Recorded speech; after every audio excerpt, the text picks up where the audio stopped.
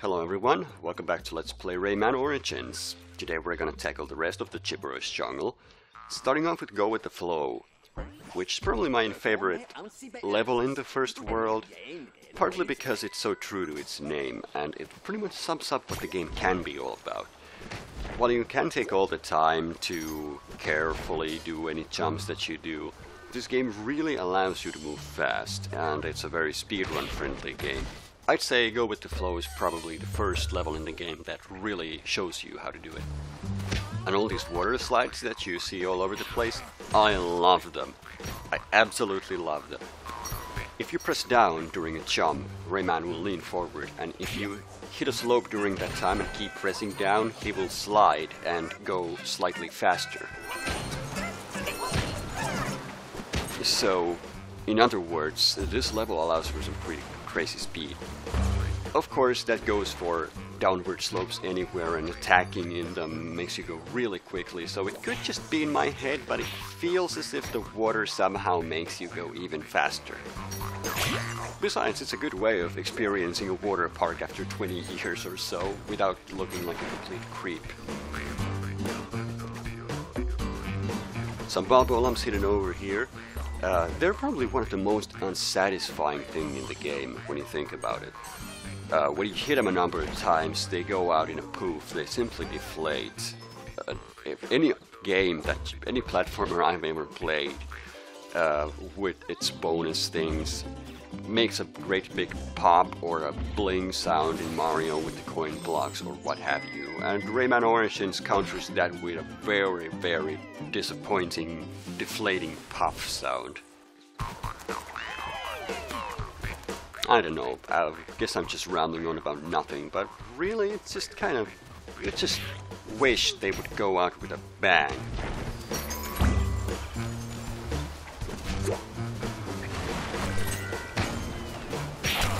Now those spiky enemies, we've seen them for quite a few videos, and you probably picked this up already, but you have to take them out by using those blue Balbolam looking things.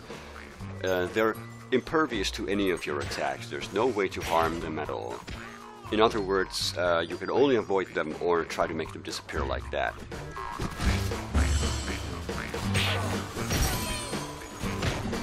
Not even sure why I'm going after this one Balbolam, because it only gives you 3 lums, but since I'm already devoted to this silly lum metal business, I guess I might as well go and pick that up as well.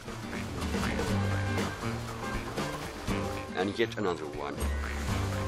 Generally, in these videos I've used the charge-up punch quite a bit. Usually I use the ground stomp no matter where they are. I guess I just try to show off that there are several ways of doing it, but mostly no matter where they are, if they aren't completely out of your reach, you can use the ground stomp to take out just about anything. Even if they aren't on the ground, the animation itself is enough to pop them. So now that I've shown off several different ways of doing it, I'm probably gonna stick to my way in the future.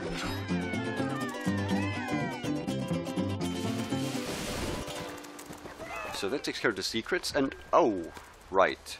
Something about these blue critters, or swingmen as they're called, they're sort of glitchy. Most of the time they work the way they're supposed to, but on occasion they simply let you go.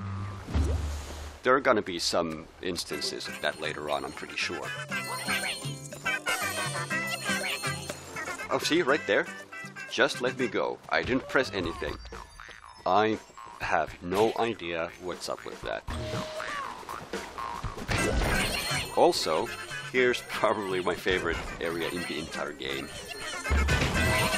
See what I mean? I just wish it would go on and on and on. It's such a great segment. And looks like we left a lamb behind. Oh well. We have way more than enough to get the gold medal. Now, those blue platforms drop down when you jump on them, so I could have used it to perforate the Lividstone's head. But for some reason I opted to punch him in the face instead. There are gonna be more of them in the future, so don't worry, you'll see skull piercings aplenty.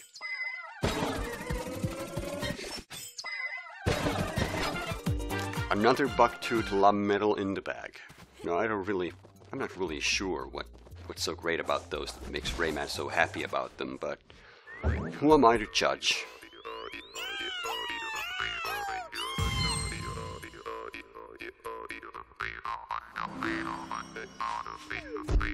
Okay, looks like Batilla's holding back some tentacles over there. That doesn't bode well. We're gonna ask her about it once we've cleared Swinging Caves. I'm gonna take out most of these transition screens in later videos, by the way. They are different for each world, so I want to show them off for each of them. But from here on out, I'll probably leave a couple of them in, and then just be done with it for each world. Another prime example of how a Llama King bonus can be different each time. I've done this in several different ways, tried killing enemies and what have you. Usually ends up with 50 or so lumps, no matter what I do. That particular skull coin is kind of a pain. Jumping on that moving platform is not the easiest thing in the world. I mean, it's not the hardest skull coin in the game, not by a long shot, but on my first playthrough of this game, it took me quite a few tries to get it, and to be honest, this isn't my first take either. Your best chance of getting it is probably ground stomping the platform when it's right underneath you, because that allows you to go directly down at immense speeds. But whatever works for you, I guess. Ladies and gentlemen, I present you the Human Wrecking Ball. This is probably the best secret area in the first world. And I even managed to get hit. Awesome. I really wanted to do a flying kick towards that guy after getting some more speed from the bouncy platform, but it was not to happen. Okay, here's a good example of why I don't like some of the platforms in the game. When they have bubbles coming out of them, it means there's stuff in them, as I've discussed.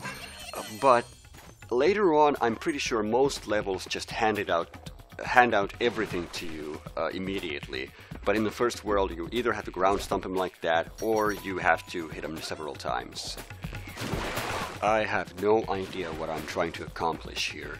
It's almost like watching some complete moron repeatedly walk into a wall. Because I could simply use a wall jump on the right side to reach that skull coin. For some reason I don't. I wish I could tell you why. Also, don't stay in that gap for too long, because otherwise the ceiling will cave in on you.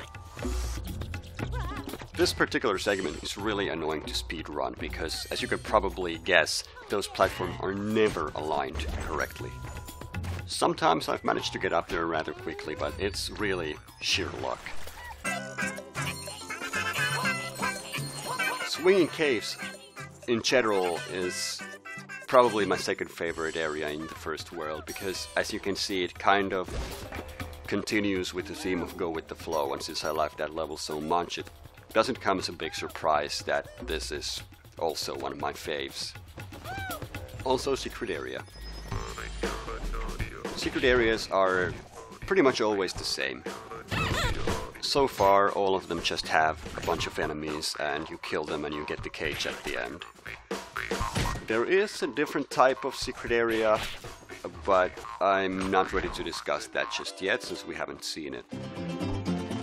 But after a while, some of these areas do get a bit tedious. The first world really isn't very imaginative with them, but I swear they will get more interesting as the game progresses.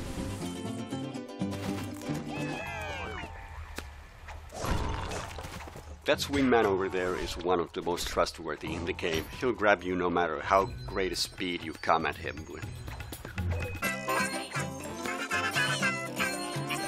But some of them just don't work the way you want them to. If you jump on a bouncy platform, for instance, and instead of just doing a normal jump and ground stomping them, and then hitting the swingman, they might not pick you up. I don't know why that is, but it can be annoying. Anyway, we've reached the end of the level, and I have quite enough lumps for the gold medal, so I'm not going to waste any time over here. Just get rid of these guys and break the cage open. We'll be on our way.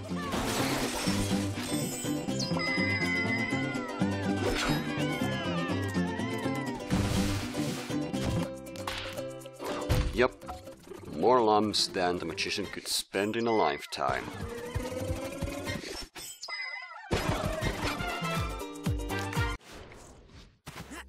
So far so good. So far we have everything from each level that we came there for. Now let's go see what that thing's about.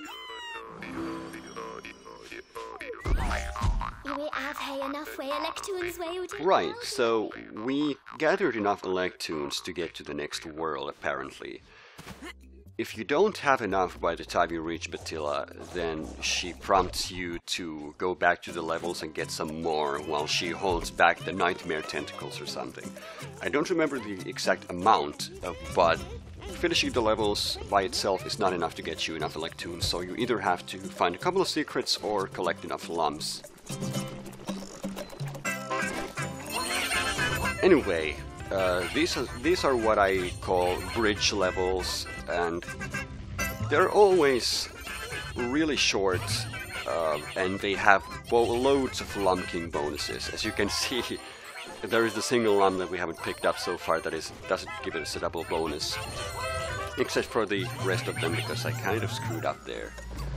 And as you can see, we've reached the end already. These levels are nowhere near as long as the normal levels in the game. For a short while there, I even consider going back and collecting a couple of those lumps I've left behind, because oh no, we don't have enough for a gold medal. What a tragedy. What a horrible thing to happen. On the bright side, we can now see what happens if you don't get enough lumps for that. Just this. Not quite as joyous as when you get the gold medal. So because the level is so short, I don't feel too bad about doing it twice in a row. Also, now we can see that if you start running immediately, the lumps will be in your path pretty much all the way through. If you spend too much time watching how Murphy talks on about stuff, then generally the lumps will be in a position that you can't get them in, they're not aligned perfectly, and you're gonna miss out on a few. And it looks like we are gonna have just enough of them, and... What was that? What on earth am I doing? That's the second time I've run headfirst into an enemy in this video.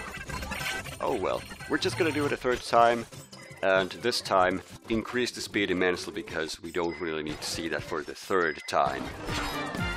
There we go, finally got that out of the way.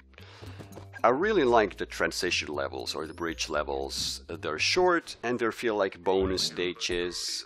You can get a lot of lumps in them and you can run through them pretty fast, which is nice. And we've unlocked the tricky treasure map. I bet you're just dying to see what it's all about, but you're gonna have to wait until the next video. We still have one more level to do though. You'd think that the bridge level leads you to the next world because Batilla says we've fixed the gap, but we still have one more level type to deal with.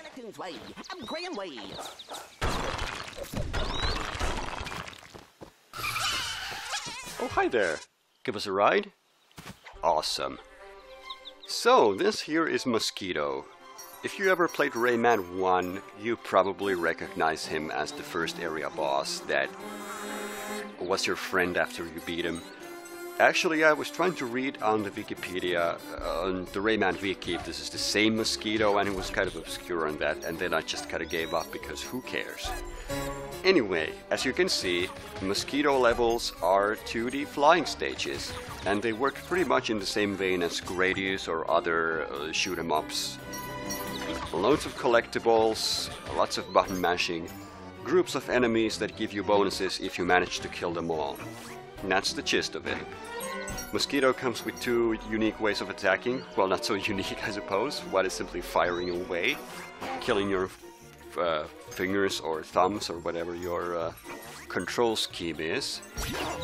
Alternatively, you can swallow some of the enemies and then spit them out, which could be very useful in taking out groups of enemies because it goes through all of them.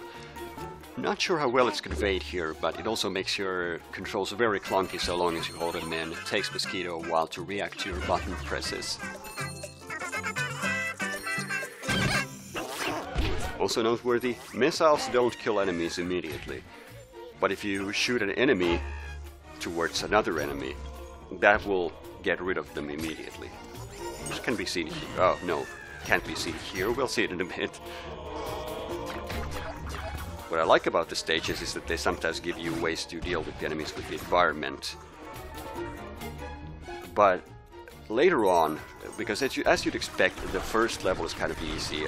There are some hidden things in the environment. You have to break some of the pillars off to reach the Balabolam and what have you. Later on, the game gets pretty devious, because you have to deal with enemies, and you have to try and take out the groups of enemies for additional lumps. And on top of that, there is stuff hidden in the environment, so you're paying attention to 3 things at the same time. It can get pretty hectic later on.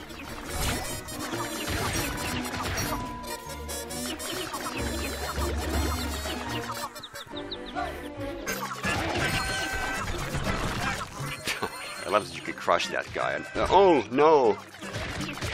I was so sure I wouldn't get hit in this level.